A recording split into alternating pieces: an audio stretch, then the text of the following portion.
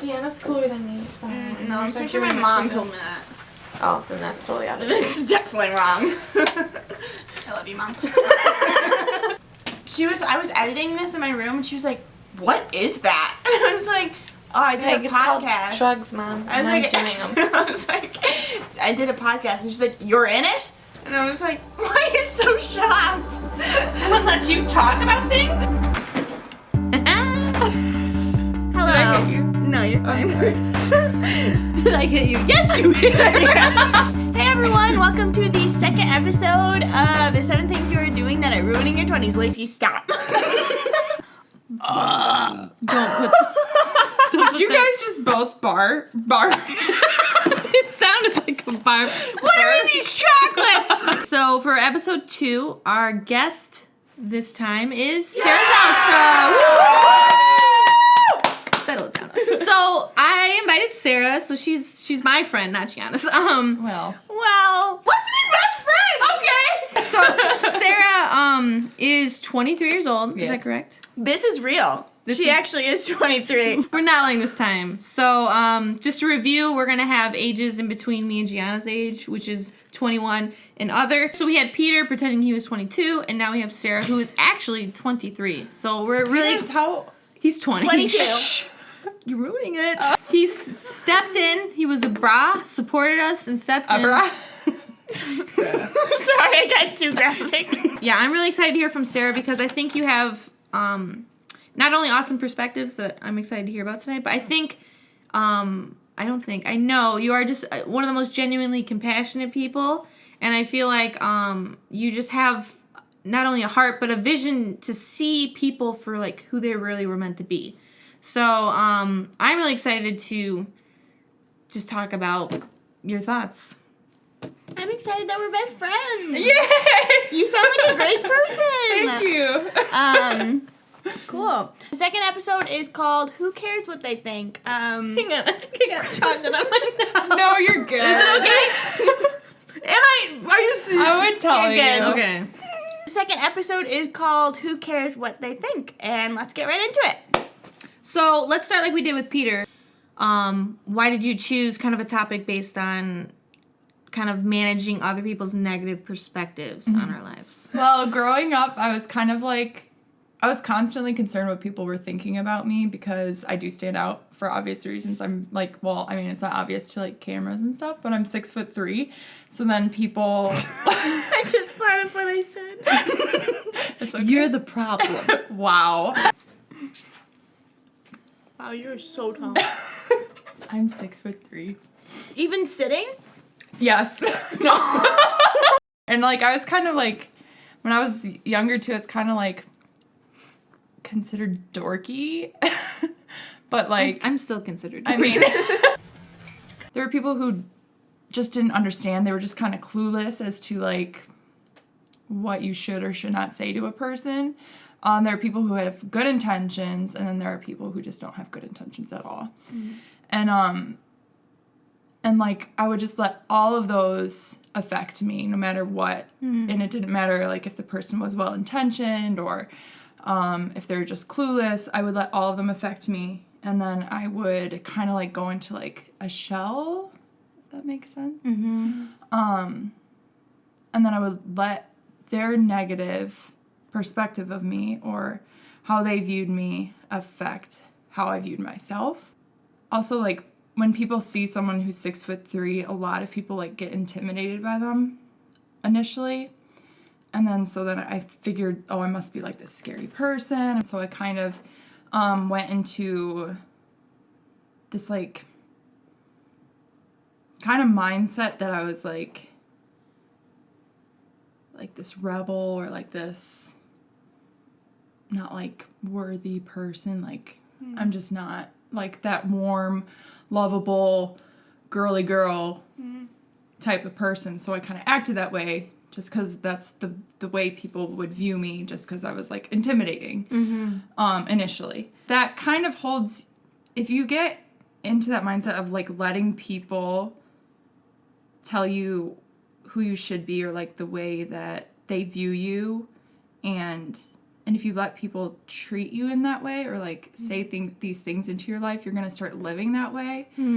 But if you view yourself in like a positive light, or if you're willing to take risks, or if you're willing to just like put what other people view you as on the back burner and like view yourself for who you really are, you're able to grow and you're able to like feel like actual happiness and joy instead of, because like all throughout like when I was a kid, I would be like, my favorite color is black. Like I thought I was like this tough kid, and like I just didn't make a ton of friends Because you felt like you had to be. Yeah. It's confusing too, because there is a part in your life where it's like, if that you have that negative influence in your life, even if once they leave, that remains. Like that feeling of like, I have to do this because of this person, and there's such bondage in that.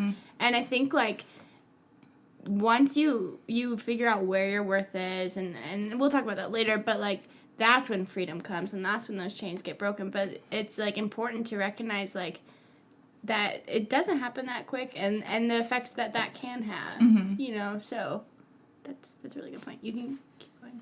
And like you've known me since I've been this more girly girl kind of little bit more bubbly, loving person instead of reserved or quiet or on the back burner, just being alone and like trying to be tougher for myself. But as I've been accepting who I am truly, I've been happier. Yeah. If that makes sense. So I think this is something like, it's awesome to hear like your individual unique story, because I think it's really great to hear that. So thank you for sharing that. But I think like we were talking about a little bit earlier, like everyone I think has a little bit of experience, I would say, with that type of stuff. Yeah. But one thing that really jumped out to me is hearing how it basically came to a point where you had to recognize something. And you kind of touched on it a little bit in the sense of like where people were coming from. So you kind of talked about the people that are just kind of oblivious to their actions, the people that are just plain hurtful, and then the people that maybe have good intentions but aren't aware that that's, you know, an individually that's an insecurity or something you're just struggling with. Could you maybe pinpoint how or The different types of people. or how you just started recognizing? Because you said, Oh yeah. You ultimately came to the conclusion that you just had to eventually choose to not let all of those influences like penetrate you. I think like through the way that I've been treated because of my differences, I grew like, I was like bitter towards people, so that's why I categorized everyone into like one group who would comment about my height. But then as I started like being more warm to people and like trying to understand people, I was able to see where different people were coming from. Also, you can tell that kind of thing through what exactly they say and like how they present themselves to you. So I think once I started caring about or trying to understand people, I was able to understand the differences. Yeah, those are like the exact 2 points that we came up with. And that book that I talk about, there's a book I bought called The Enneagram, it's called The Road Back to You. It's about the Enneagram. Have you heard of it? Yeah, I did. I took the Enneagram. I haven't researched it anymore, but I took the test. Yeah. I told her about it. She did. Well, she heard about it from me, and she didn't listen to me until her other 6 friends told her about it. And then she cared. Might be true. That book really taught me, like, this is why these people think this way, and there's important people in my life that I don't understand, and it like hindered our relationship. So figuring out just like, okay, are they coming in a hurtful way, or is this just the way they process things, or the way they act? Like, and that doesn't give them an excuse or like make it okay, but it's just like for us to be like the church, you know, and like to help people and like be compassionate to people, to know like how they think and why they do the things that they do. So it's so big of you to acknowledge that and to become that. A good way to acknowledge like the difference between like a critical person for like your well-being and just like a flat out rude, hurtful person is the way they're wording it. You know, and we were talking about this earlier, and Christian gave the example of someone smelling. And he was like, that could be true, and what if I just say like, dude, you smell? Like, that's not, like, Right. that's not constructive at all. Right. That's just being blatantly rude. Right. And then we also talked about, so with that example of someone, struggling with hygiene, and you can just say, you stink, and then you're out the door. Like, you just cut them down and you leave. Right, that doesn't help them understand That doesn't help anything. them. So, and we were kind of talking about, like, being careful with our words, just to honor and serve people. But then also, too, more so, and as Christians, we preach this all the time, more so than words are our actions. Mm-hmm. So, he was even saying, like, hey, dude, like, let's go out, let's do, like, makeover for you or something like that, and, like, get you cleaned up and, like, take care of this and, like, kind of teach people. I did print this article. Oh my gosh!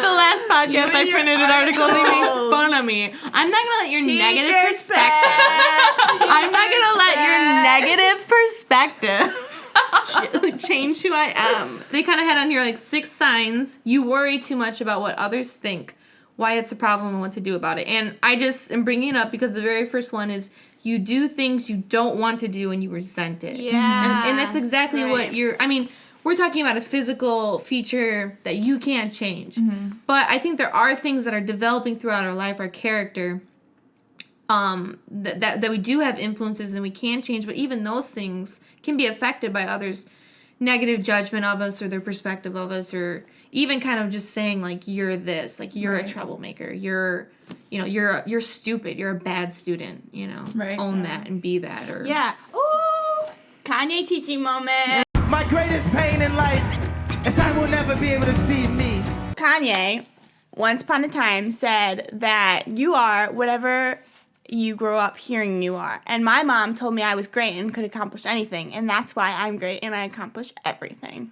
My greatest pain in life is I will never be able to see me. What a waste of time. I do think that's I think True. 100% I that's agree. true. I mean, I don't Yeah. think Kanye's amazing by any regard. I mean, but he's very successful. I already like him. I'm sorry, I didn't mean to like shut Shut up. Shut up, no he's not. You are right. I mean, he is successful in his field. I am a god. But I do think, words do affect you. You know what I mean? There's actually a scientific experiment that proved that point. There was 2 flowers, and with the first flower, they told it was ugly and et cetera, et cetera. And with another flower, they told it was beautiful. And the flower that they said was ugly died, and the beautiful flower continued on. And I believe it. I really do. Yeah.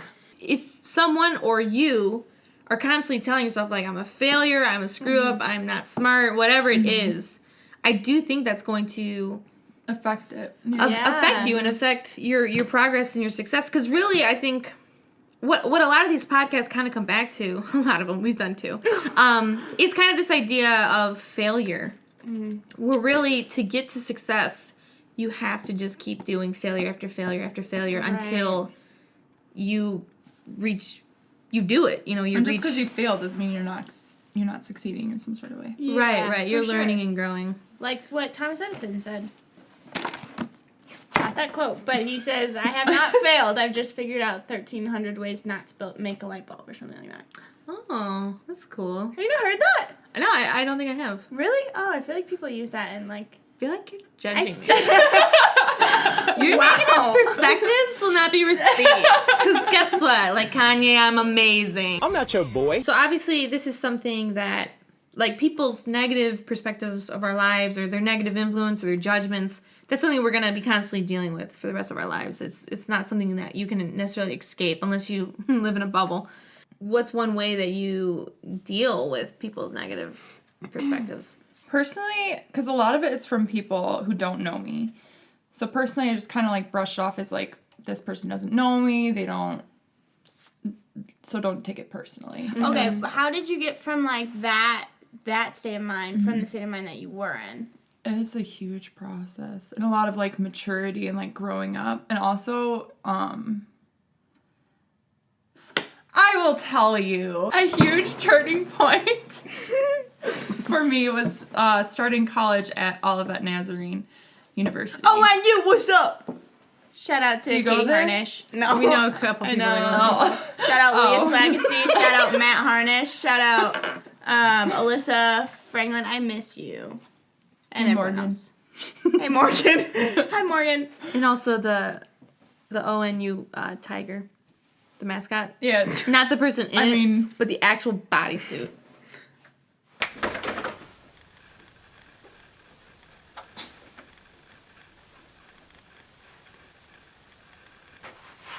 Sorry about that, everybody. What just happened? Your point. My best friends from there, so Tori, Haley, and Morgan, Shout out to them. they Rest in were- peace, we're best friends now. They were people and like friends that I was able to like be completely open with and like not only laugh with but like cry with and like just be myself with. And then they were also like extremely like encouraging, and like if I had an issue they'd bring insight to it. Like they were like a solid group of friends. And I think once I had those people who, because my friends are like, Tori's an artist, Haley's a social worker, Morgan's a nurse, and like they're so different. Like we're all so different from each other, but we're also loving towards each other and like encouraging towards each other, and open with each other. And once I had that, I was able to see myself in a different perspective, and I was able to like embrace who I am for the good that I am instead of like the negativity that I would get. I love that. Yeah, were they able to call it forward too? Like call it out of you? I remember when I freshman year, Tori and Haley would compliment me all of the time, like constantly. And I actually got like really mad at them one day. I just got sick of the compliments.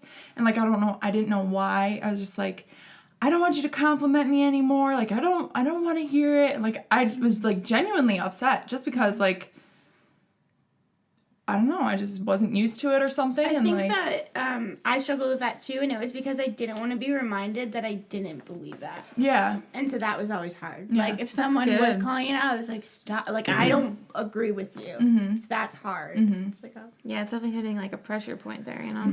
Yeah. But I love that this is kind of making it full circle to, like, it's really building it onto our first podcast. Yeah. Of, like, we have to be around people that are pulling us forward as well as we're pulling someone else forward. And For it's just, sure. like, this whole chain reaction. And I think the fact that you could even have that conversation, like, hey, stop doing this. I'm assuming afterwards there was a conversation maybe Yeah. with them, like, Yeah. why? Like, why can't you receive these? Why can't you believe these things with us? And we kind of talked about in the first podcast about just having those people that are willing to have those tough conversations with us. Like, we need those friends, not just the ones that, you know, bring you chocolate and you always just goof around and then that's it. You know, it's too fluffy. There's not enough.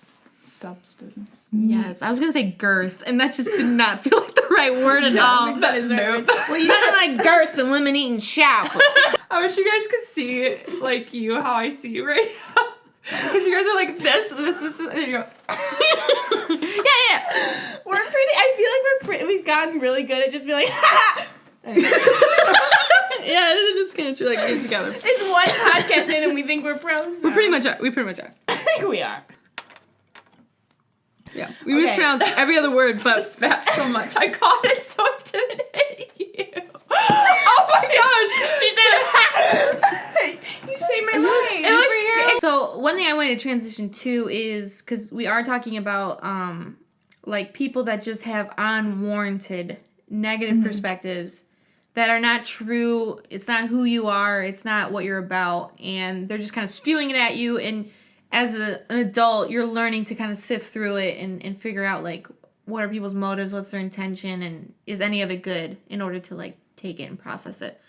But I think there is like the other side to this, which is where there are people who you should care what they think about.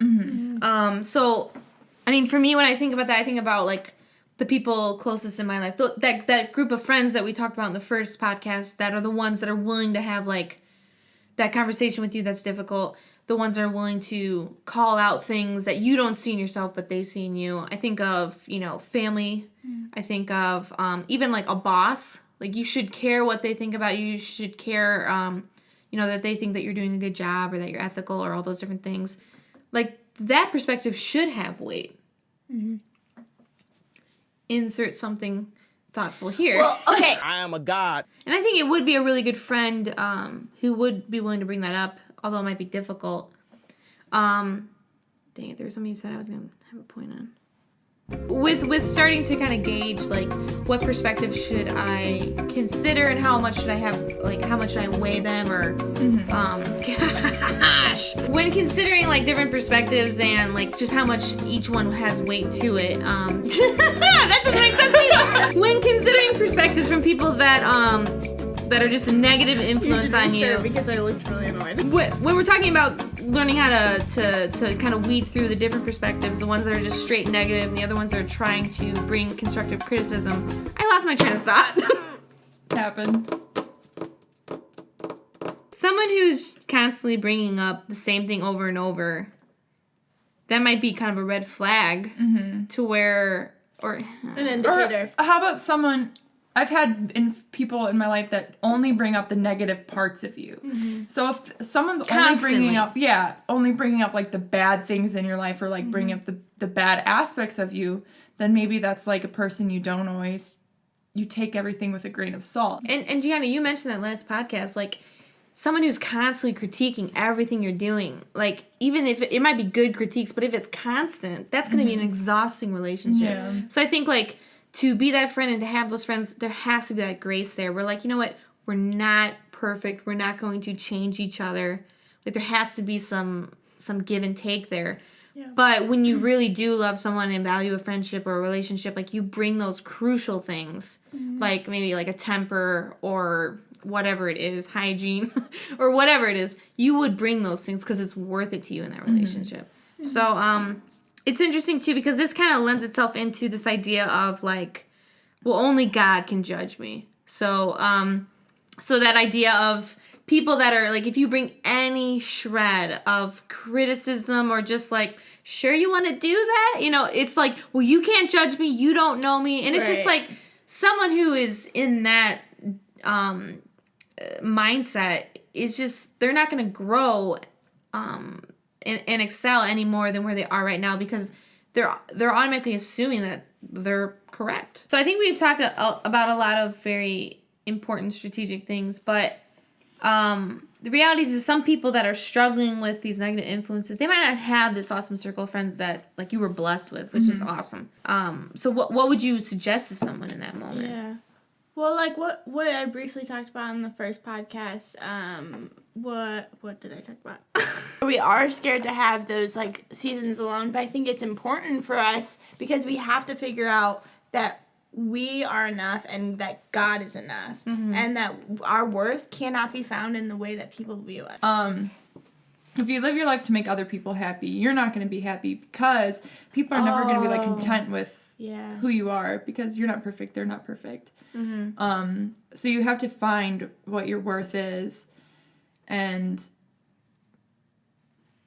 my advice to someone who is a Christian, and if you're not a Christian, that your worth is found in God, because he views you as good, and he views you in a positive light instead of a negative light. And then once you embrace that, you can start to view yourself in a positive light as well.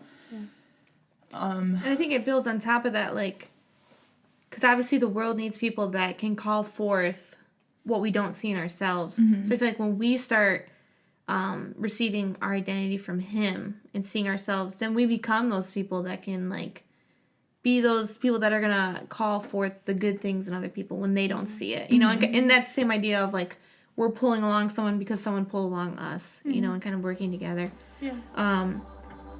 So yeah. Awesome. Thanks, guys, for tuning in to the second episode in our 7-part series. Thank you so much for watching. I'm Gianna. I am Lacey. And I'm Sarah. And you're watching Friends. You're going to end it every single time. Yeah. So we're be trying on to my think of monkey suit. funnier names for the podcast. So, like, Peter said, like, tank your 20s. How about 20s, no monkey business? What's cool? Nobody likes you when you're 23. Can't stop the 20s.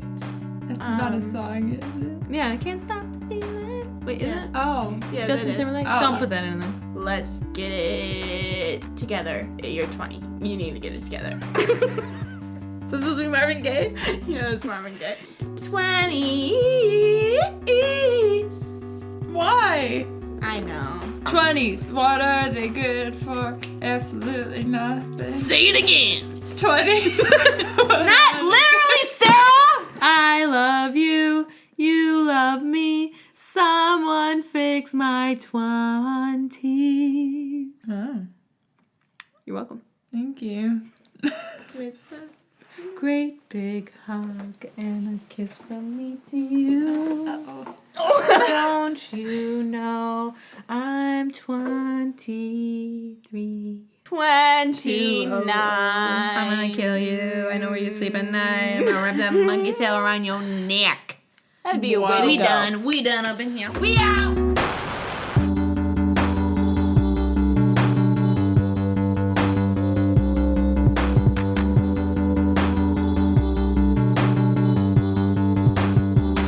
Hi, I'm at a vlog with myself. Where's our candy? You better not be recording. I'm gonna be so mad. You gotta do that. Plug it in at the end.